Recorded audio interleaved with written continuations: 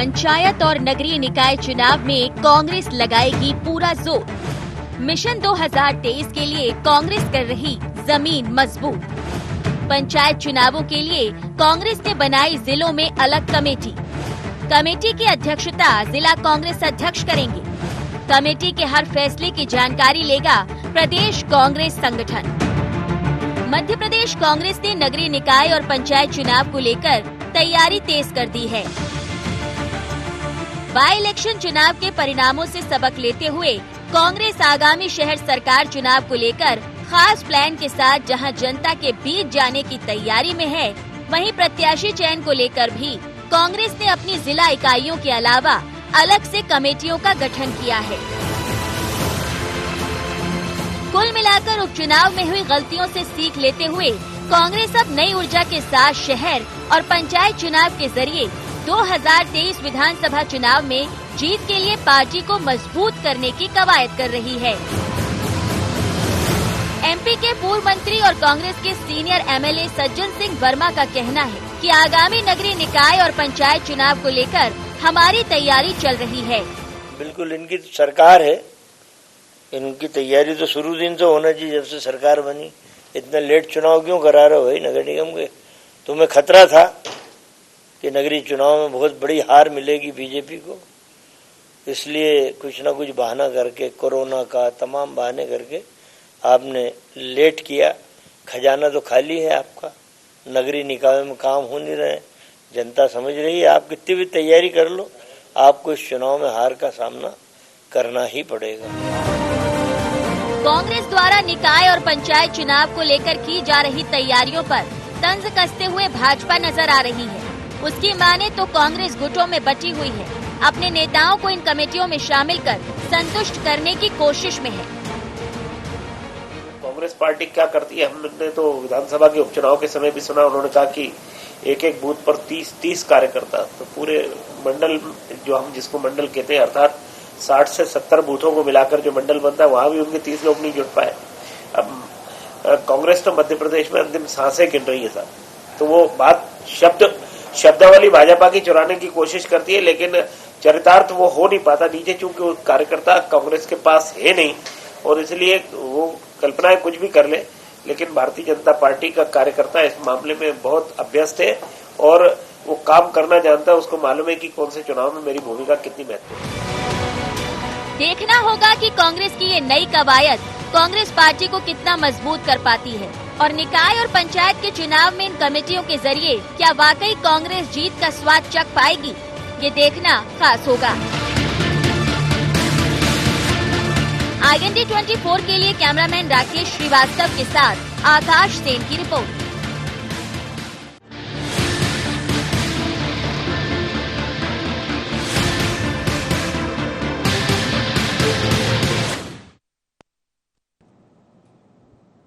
नमस्कार, sharp eight 7 में आपका स्वागत है। मैं हूं आपके साथ नाज़नीन नकवी। बात करेंगे आज कांग्रेस की, जो मध्य प्रदेश में एक बार फिर से चुनावों में उतरने से पहले जीत की तैयारी कर रही है, जिसके लिए कमेटियों का गठन किया गया है।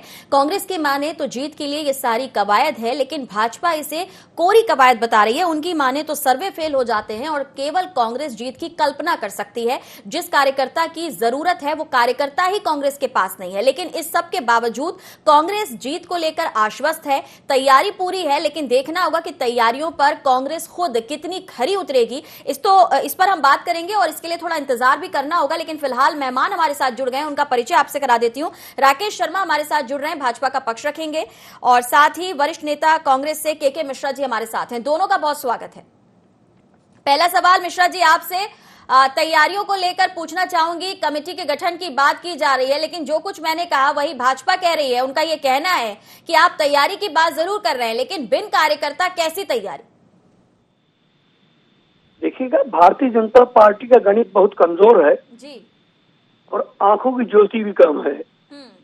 ना तो वो हमारे कार्यकर्ताओं को गिन पा रही है, और हम चाहते हैं कि सामने वाला शत्रु जो वैचारिक शत्रु है, भाजपा हमारी वैसा शत्रु नहीं है, हमारा वैचारिक शत्रु हमें कमजोर माने। हमारा दुश्मन यदि हमें कमजोर मानेगा तो ये सैद्धांतिक बात है कि हम मेहनत और अधिक करेंगे। मैं भारतीय जनता पार्टी की इस समझ पर उन्हें बधाई देना चाहूंगा। चलिए, आपको क्या लगता है अगर आप ये जो कमेटियों का गठन कर रहे हैं, इससे क्या कुछ कांग्रेस को लाभ हो सकते हैं? देखिएगा, ये एक प्रोसेस है कि कोई भी निर्णय के पहले कमेटियां बनती हैं। जो भी लोकतांत्रिक राजनीतिक दल हैं, जी जी। जो मान्यता प्राप्त राजनीतिक दल हैं, उनका एक प्रोसेस होता है और प्रोसेस के आधार पर ही वो अपने संवैधानिक ढांचे के तहत अपनी पार्टी की रीति नीतियों का अनुसरण करते हैं, उसका पालन करते हैं और करवाते हैं। और ये ठीक उसी है, प्रक्रिया का जैसा एक कि सर हमने अभी थोड़ी देर पहले सज्जन सिंह वर्मा को सुना, उनका कहना है कि चुनाव देरी से कराए और उसके लिए लंबा इंतजार कराया गया। क्या आपको भी ऐसा ही लगता है? निश्चित तौर पर जब 73वें और 74वें संविधान संशोधन के अनुसार 6 माह से अधिक चुनाव टाले नहीं जा सकते हैं, तो जब उपचुनाव हो गए, हजारों की संख्याओं में, 20-20, 30-30 हजार की संख्याओं में सभाएं हुई हैं राजनीतिक दलों की, तो इन चुनावों से पलायन क्यों? ये प्रश्न तो है। सज्जन सिंह वर्मा जी ने जो कहा है, कोई आपको वो बहुत अक्सर मजबूत वजह लगती है कि भाजपा या सरकार में रहते हुए इस चुनाव को कराने में देरी की कोई खास मजबूत वजह? देखिए, एक तो आर्थिक स्थिति की कंगाली जी। नंबर 2, भारतीय जनता पार्टी में जो आंतरिक कलह दिख रही है, चाहे वो ट्वीट वार के माध्यम से हो, चाहे वो बौद्धिक स्तर पर हो, चाहे टॉन्टिंग के माध्यम से हो, चाहे द्विअर्थी शब्दों के माध्यम से हो, तो भारतीय जनता पार्टी में सब कुछ ठीक नहीं चल रहा है। चलिए, पूछ लेते हैं कि वजह यही है या फिर आप ऐसा सिर्फ आरोप ही लगा रहे हैं। राकेश शर्मा जी, क्या कहेंगे? देखिए नाज़रीन जी, माननीय के मिश्रा जी कांग्रेस के विद्वान प्रवक्ता हैं और माननीय के मिश्रा जी को जो रोज रोज अखबारों में और टीवियों में कांग्रेस के नेता जो बयानबाजी कर रहे हैं, जो कांग्रेस के बारे में छप रहा है, आज के लीडिंग अखबार उठा के आप देख लीजिए, जिसमें माननीय कमलनाथ इतना बेबस प्रदेश अध्यक्ष और नेता प्रतिपक्ष मैंने जीवन में नहीं देखा, जो बार बार यही कहते रहते कि कांग्रेस पार्टी मुझे अध्यक्ष से हटा दे, नेता प्रतिपक्ष से हटा दे, जो कुछ भी कर ले पर मैं तो मध्य प्रदेश में ही रहूंगा। जो वर्तमान में प्रदेश अध्यक्ष है, नेता प्रतिपक्ष है, उसकी भाषा की शैली आप देख लीजिए। दूसरी बात, के मिश्रा जी कह रहे हैं कि हमारे यहाँ कमेटियों का गठन होगा।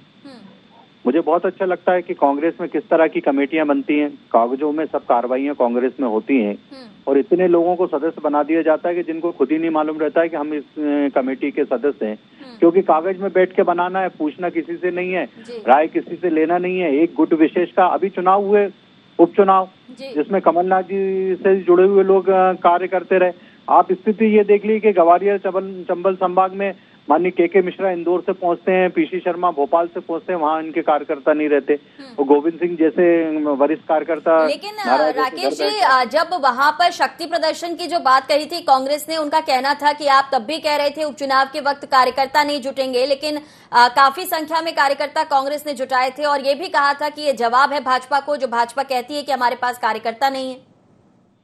देखिए नाज़रीन जी, मैंने जिस विषय को छेड़ा, आप भी उसी विषय की बात कर रही हैं। शक्ति परीक्षण की जरूरत कांग्रेस पार्टी को क्यों पड़ रही है? माननीय के मिश्रा जी पूरे मध्य प्रदेश जानता है कि इंदौर को बिलोंग करते हैं, पीसी शर्मा भोपाल को बिलोंग करते हैं, तो ग्वालियर चंबल संभाग में प्रचार करने के लिए ये लोग इनको भेजा जाता है। इसी तरह पूरे मध्य प्रदेश से कार्यकर्ता इकट्ठे करके, कहीं भीड़ इकट्ठी करके अगर आप शक्ति प्रदर्शन कर लेंगे तो इससे मैसेज किया जाएगा। बड़े नेता जिस तरह से नाराज चल रहे हैं, राहुल सिंह जी कहीं नजर नहीं आते, इसी के साथ मुकेश नायक कहीं नजर नहीं आते, गोविंद सिंह जी किसी मंच पे नजर नहीं आते। ऐसी एक दर्जन लोगों की फहरिस्त में गिना सकता हूँ कांग्रेस पार्टी में। रोज अखबार में मैं पढ़ता हूँ। लेकिन शर्मा जी, आप कांग्रेस की कमजोरियां गिना रहे हैं, लेकिन सवाल तो मिश्रा जी ने भी खड़े किए। उनका कहना है कि आपकी पार्टी में आंतरिक कलह है, आपकी पार्टी में रोज ट्वीट हो रहे हैं। तो ये सब जो कांग्रेस कह रही है, क्या लगता है आपको कि कांग्रेस किस तरीके की बातें करने से आपकी पार्टी का जो भी मामला है उसमें आप कमजोर होंगे? क्योंकि कांग्रेस ये कह रही है कि अगर हम दुश्मन कमजोर है तो हमें फायदा मिलेगा, या उसकी सोच अगर कमजोर है तो भी हमें फायदा मिलेगा। देखिए नाज़रीन जी, मैं आपके चैनल के माध्यम से बताना चाहूंगा कि भारतीय जनता पार्टी के नगर निगम नगर पालिका चुनाव संचालन समिति की बैठक हो चुकी है। उस बैठक के बाद उस संचालन समिति के जो सदस्य हैं, कम से कम 19 जिलों में जाके वो बैठक ले चुके हैं। ठीक है। मध्य प्रदेश में भारतीय जनता पार्टी का मंडल स्तरीय प्रशिक्षण वर्ग संपन्न हो गया, फिर उसके बाद जिला स्तरीय प्रशिक्षण वर्ग जिले के अध्यक्षों का सीहोर में संपन्न हो गया। प्रदेश के प्रमुख पदाधिकारियों की बैठक इंदौर में हो गई और अभी उज्जैन में हमारे पूरे मध्य प्रदेश के विधायकों का प्रशिक्षण वर्ग। ये कह सकते हैं कि आपकी तैयारी तो शुरू भी हो गई और उस पर काम भी हो रहा है, लेकिन कांग्रेस अभी कमेटी बनाने की बात ही कह रही है। क्या कहेंगे के मिश्रा जी? नाज़रीन जी देखिएगा, हमारे वहाँ टिकट वितरण की लगभग 40% प्रक्रिया जिला स्तर पर हमने पूरी कर ली है और हम बहुत कॉन्फिडेंट हैं। और चूंकि वर्तमान जो मौजूद दौर है वो प्रदेश ही नहीं पूरे देश में भारतीय जनता पार्टी के खिलाफ एक हवा को बयां कर रहा है जी। और कितने भी उसे दबाने की कोशिश की जाए, जो देश के मौजूदा और जो प्रदेश के मौजूदा हालात हैं, हमारे मुख्यमंत्री जी कानून लाते हैं बलात्कारियों के खिलाफ। आज ही सुबह 2 जगह पढ़ा है कि 4 वर्षीय बच्ची तक को दुष्कर्म के मामले में रीवा में नहीं छोड़ा है। चाहे महंगाई की बात कर लें, चाहे पेट्रोल की बात कर लें, चाहे बेरोजगारी की बात कर लें, कौन सा वर्ग सिवाय भारतीय जनता पार्टी के नेताओं को छोड़ दिया जाए तो खुश इस मुल्क में दिखाई दे रहा है और इस सूबे में दिखाई दे रहा है। तो क्या ये माना जाए कि आपको फिलहाल आने वाले जो चुनाव हैं, पंचायत के या नगरीय निकाय के चुनाव हैं, हम त्रिस्तरीय चुनाव की पूरी बात करें, आपको कांग्रेस पार्टी को उम्मीद लग रही है कि जनता आपका साथ देगी, क्योंकि तमाम परेशानियां आप देख रहे हैं जनता की? देखिएगा, नगर निगम के निकायों के चुनाव के बाद या उसके साथ पंचायत, जनपद, जिला पंचायतों के भी चुनाव होंगे जी। और हमारा देश 70% कृषि प्रधान है। और जिन निकायों का मैंने आपसे जिक्र किया है, शहरी निकायों को आप छोड़ दीजिएगा, उन निकायों में अधिकांशतः किसान मतदाता हैं। और आज जो किसानों के प्रति अनुराग माननीय नरेंद्र मोदी जी का और अमित शाह का वितरित हो रहा है, उससे हिंदुस्तान नहीं देश के बाहर अमेरिका, ब्रिटेन। लेकिन मिश्रा जी, आपने जो कर्ज माफी की बात कही थी, उसके बाद जिस तरीके से उपचुनाव हुए, कांग्रेस पे किसानों ने, आपको लगता है कि भरोसा किया? क्योंकि अगर किया होता तो शायद उपचुनाव के जो परिणाम है वो कुछ और होते। ऐसे में परिस्थितियां क्या बदली? आपको क्या लगता है कि अब भरोसे की क्या वजह है किसान के पास? नाज़रीन जी, हो सकता है कि आप भी मेरा उपहास करें, मेरे मित्र राकेश शर्मा जी भी उपहास करें कि जिस ढंग से ईवीएम मशीन का दुरुपयोग किया जा रहा है, अब पूरे देश में आंदोलित होने की जरूरत है ईवीएम के खिलाफ। जितना बेहतर माहौल। ब्रेक के बाद आपसे जवाब लूंगी कि कांग्रेस आखिर कब आंदोलित करने की बात जो आप कह रहे हैं, उस आंदोलन के लिए आप क्या रूपरेखा तैयार करेंगे? किसान आप पर क्यों भरोसा करें? आप उसे क्या ठोस वजह देंगे? इसका जवाब हम लेंगे ब्रेक के बाद। रुक रहे।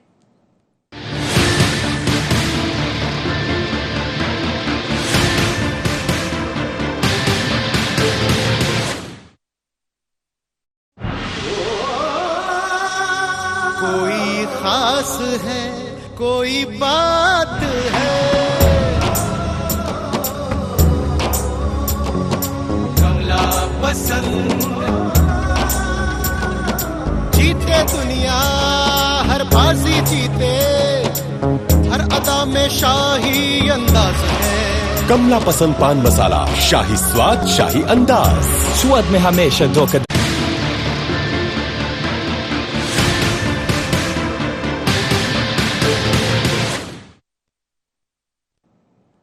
ब्रेक के बाद एक बार फिर से स्वागत है। चर्चा में हमारे साथ वरिष्ठ पत्रकार योगीराज योगेश भी शामिल हो रहे हैं। सर, आपका भी बहुत स्वागत है। और जितना आपने सुना होगा, कांग्रेस से के मिश्रा जी हमारे साथ हैं और उनका ये कहना है, एक बार फिर से वो ईवीएम की बात कह रहे हैं। उनका कहना है कि ईवीएम की वजह से जो प्रॉब्लम्स हैं वो होती हैं, चुनाव सही ढंग से नहीं हो पाते। क्या लगता है आपको, बार बार ये मसला कांग्रेस की तरफ से लाना कितना सही लगता है? देखिए नाज़रीन जी, अब ईवीएम का तो मतलब आप केवल आप बोलते रहो, लेकिन उसका कोई सेंस बचा नहीं है जी। और ईवीएम जब आई थी तो बाकायदा उसका टेस्ट किया गया था, संसद में परीक्षण हुआ, कोर्ट की समिति के सामने उसका डेमोन्स्ट्रेशन किया गया, चुनाव आयोग ने चैलेंज दिया कि कोई इसको हैक करके बताए, तमाम तरह की बातें, सब प्रक्रिया हुई और ईवीएम लागू की गई। और फिर दूसरा है कि अभी 2018 में भी जो कांग्रेस की सरकार बनी थी तो वो भी तो ईवीएम से ही बनी थी। तो बार बार केवल आप ईवीएम का आरोप लगा देना, इससे कांग्रेस को कुछ हासिल होने वाला मुझे ऐसा लगता है कि है नहीं। चलिए ठीक है, मौका देना चाहूंगी के मिश्रा जी आपको।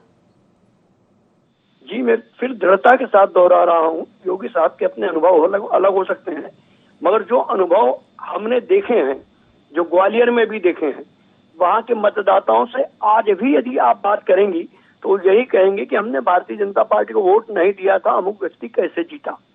अन्य जगहों पर भी ऐसी स्थिति है कि आजादी के बाद 1956 में जब से चुनाव प्रारंभ हुए, 1956 में मध्य प्रदेश बनने के बाद सांवेर जैसा विधानसभा क्षेत्र जहां 230 मतों से लेकर 7,500 से अधिक का भी हार जीत नहीं हुई, ऐसा कौन सा विस्फोट हो गया कि वहां 55,000 से जीत हो रही है। चलिए इस पे राकेश शर्मा जी का जवाब ले लेती हूँ। ईवीएम का मुद्दा है, इसे हम क्लोज करेंगे और उसके बाद हम विषय पर आएंगे, लेकिन पहले जवाब राकेश शर्मा जी ईवीएम को लेकर सवाल खड़े कर रहे हैं के मिश्रा जी। उनका कहना है कि जनता कह रही है कि हमने भाजपा को वोट नहीं किया था।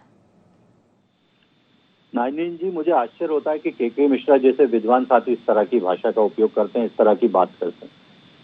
नाजनीन जी, आप बताइए कि मध्य प्रदेश में 2018 के चुनाव में कांग्रेस की सरकार बनती है, छत्तीसगढ़ में सरकार बनती है, राजस्थान में सरकार बनती है, दिल्ली में केजरीवाल की सरकार बनती है, पश्चिम बंगाल में ममता बनर्जी की सरकार बनती है, पंजाब में कांग्रेस की सरकार बनती है, तब ईवीएम ठीक रहती है। और जैसे ही कांग्रेस पार्टी चुनाव हारती, के मिश्रा जी ये क्यों नहीं बताते कि मध्य प्रदेश के 2018 के चुनाव से पहले कमलनाथ जी ने वादा किया था कि मध्य प्रदेश के हर बेरोजगार को 4,000 रुपए बेरोजगारी भत्ता दूंगा, हर किसान का 2 लाख का कर्ज माफ करूंगा, बेटी की शादी में 51,000 रुपए दूंगा। ये पूरे वादे क्यों नहीं किए?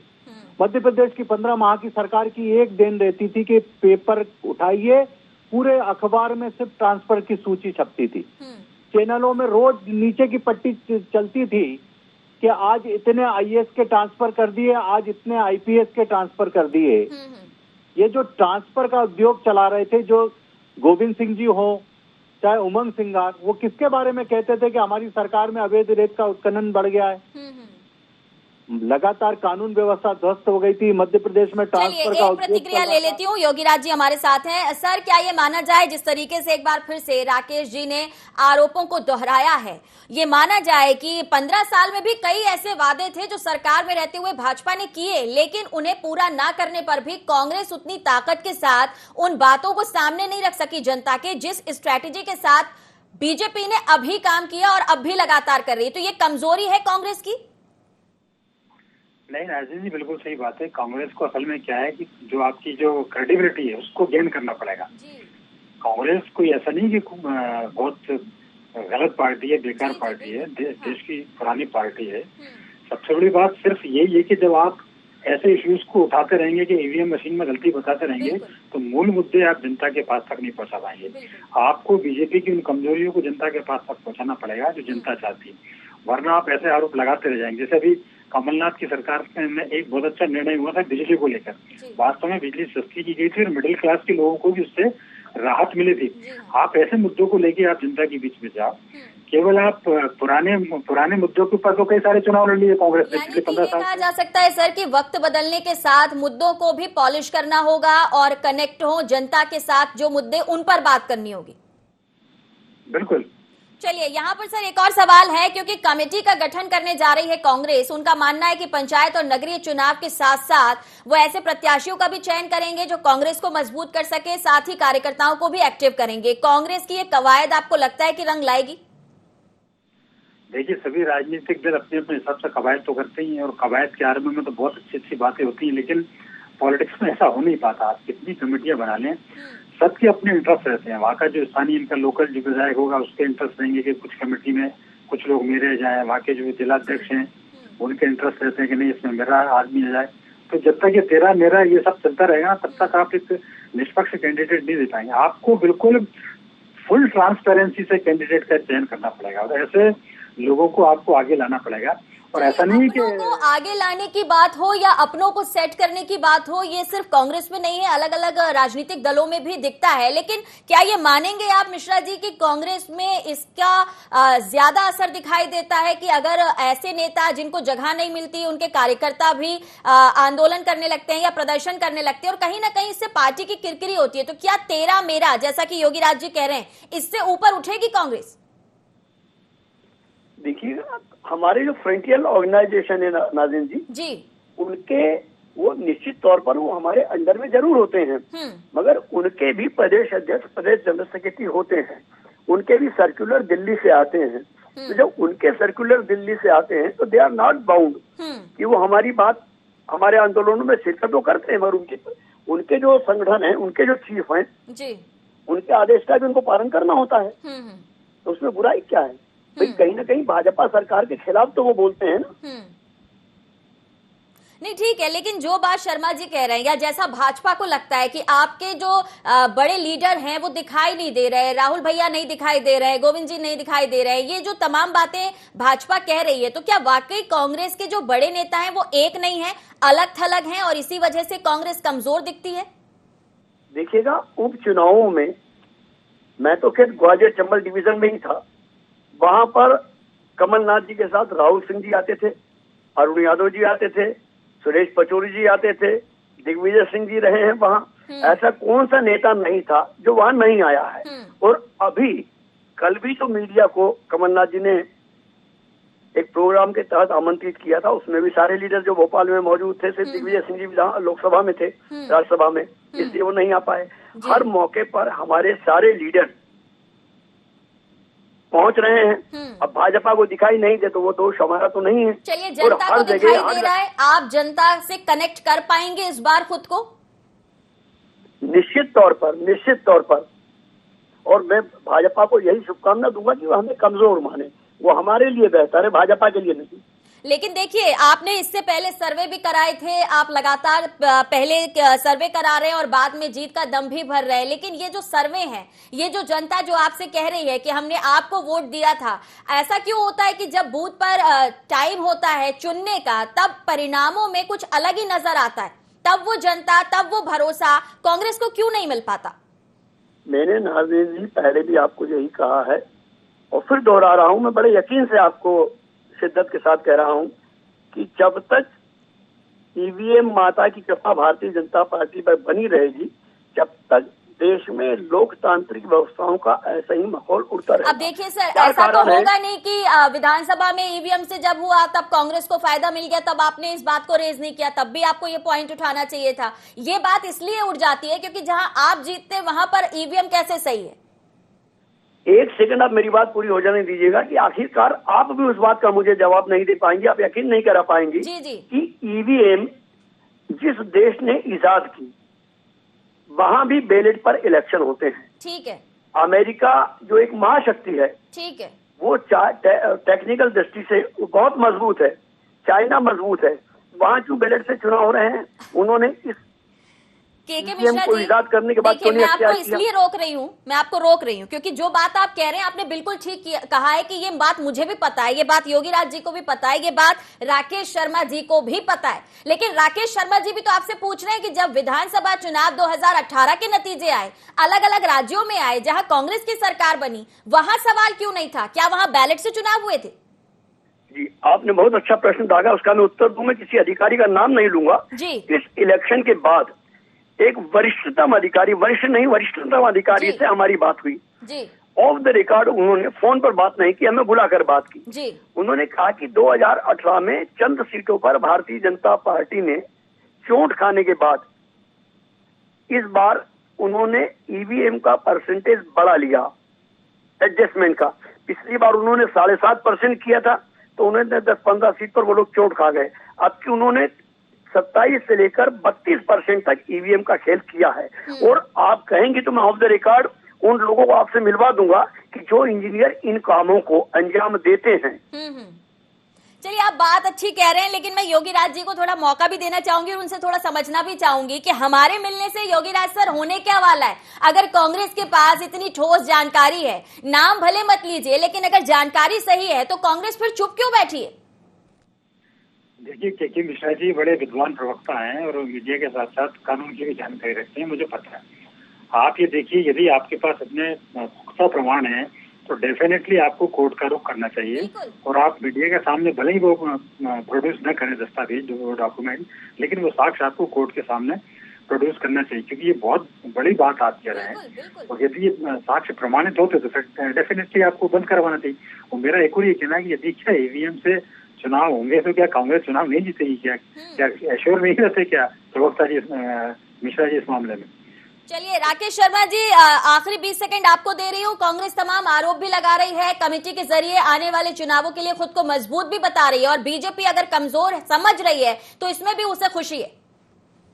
देखिए नाज़नीन जी, सबसे पहले तो के मिश्रा साहब से कहना चाहिए कि इनके पास जो एक्सपर्ट थे उस दिन कहाँ सो रहे थे जिस दिन निर्वाचन आयोग ने कहा था कि ये मशीन रखी है, सभी दलों को बुलाया था कि आइए इसको हैक करके बताइए। उस दिन के मिश्रा जी को अपने एक्सपर्ट को लेकर जरूर जाना चाहिए था। और दूसरी बात, मैं एक और बधाई देना चाहता हूँ के मिश्रा जी को कि उनने नगर पालिका नगर निगम में चुनाव की अपनी हार अभी से स्वीकार कर ली है। इसलिए जो राग और जो गीत परिणाम आने के बाद गाना चाहिए था वो अभी से ही कांग्रेस पार्टी गाने लगी है कि मशीन में टेपरिंग की गई है, सरकारी व्यवस्था का दुरुपयोग किया गया, क्योंकि कांग्रेस को अपनी स्थितियां मालूम है, कार्यकर्ता मिल नहीं रहे कांग्रेस को, बड़े बड़े नेता इधर से उधर भागते फिर रहे। के मिश्रा ने कहा कि ग्वालियर चंबल में ये भी पहुंचे वो भी पहुंचे, पर गोविंद सिंह जी का जिक्र नहीं किया। उन गोविंद सिंह का कि जिसको जिलाध्यक्ष नोटिस देता है कि कांग्रेस पार्टी को हराने का काम गोविंद सिंह ने किया है। इसलिए ये प्रश्न मुझे बहुत अच्छे लगते हैं और के मिश्रा जैसे विद्वान साथी के मुंह से तो बहुत ज्यादा अच्छे लगते हैं। कुछ कहना चाहेंगे मिश्रा जी, अंतिम 20 सेकंड।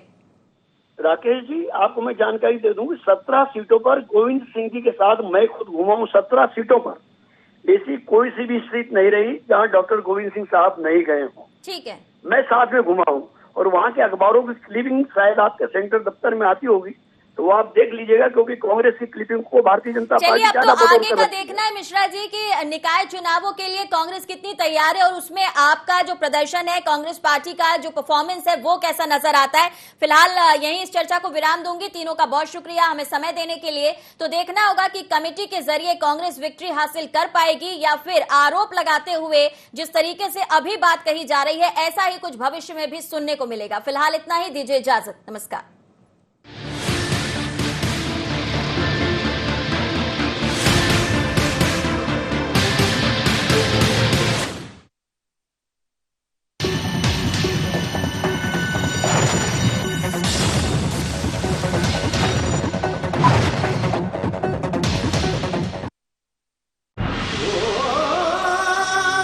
कोई खास है, कोई बात है, कमला पसंद। जीते दुनिया हर बाजी जीते, हर अदा में शाही अंदाज है। कमला पसंद पान मसाला, शाही स्वाद शाही अंदाज, स्वाद में हमेशा 2 कदम आगे।